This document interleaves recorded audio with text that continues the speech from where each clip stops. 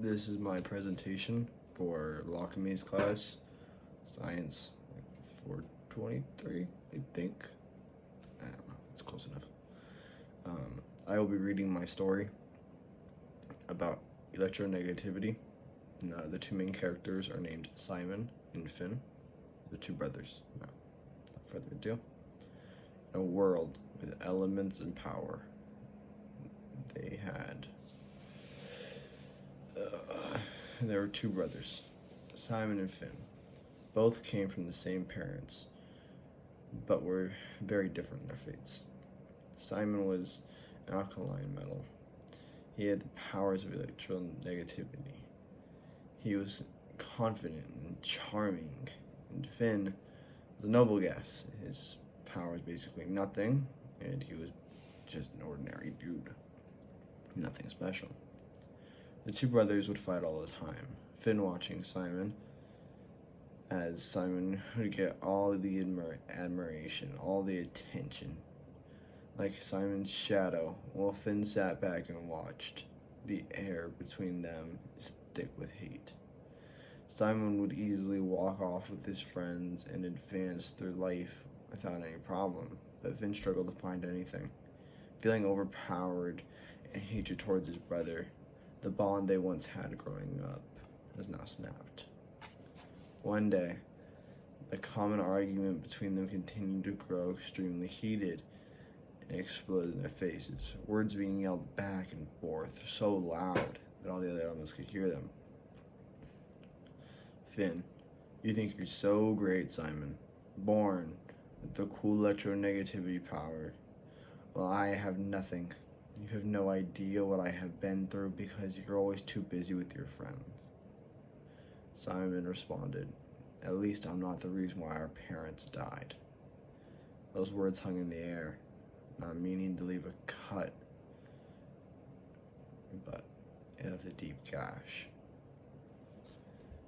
This sent Finn into a bit of a spiral, as their mother's death during childbirth and their father's tragic accident on the way to the hospital had been the main reason why, as kids, they were close. They didn't have anyone else.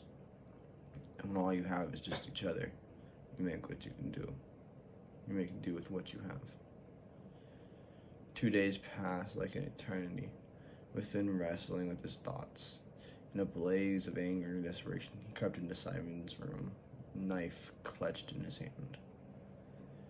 With intent to end it all, time seemed futile as he stood over his brother and poised to strike. However, Simon had anticipated this act of betrayal. With instincts as sharp as his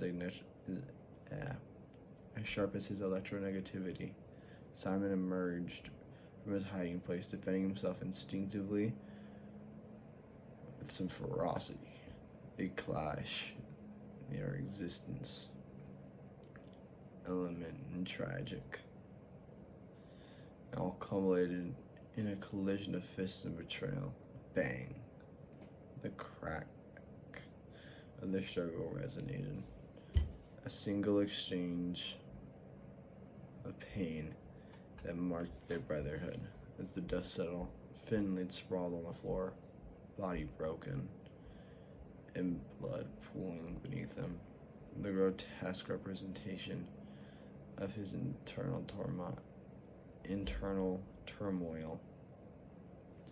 The aftermath revealed a big scene of betrayal. It felt the alkaline come to a calamity in a family dispute. His skull had collided with an unforgiving corner of a wall, leaving behind a streak of red that told a tale of aggression and sorrow, with pieces of his very essence stuck to the wall. Sirens blared in the distance, but when they got there, it was too late. Finn had been dead for a minute, and there was no more saving him. Simon was left to grapple with the consequences of his actions.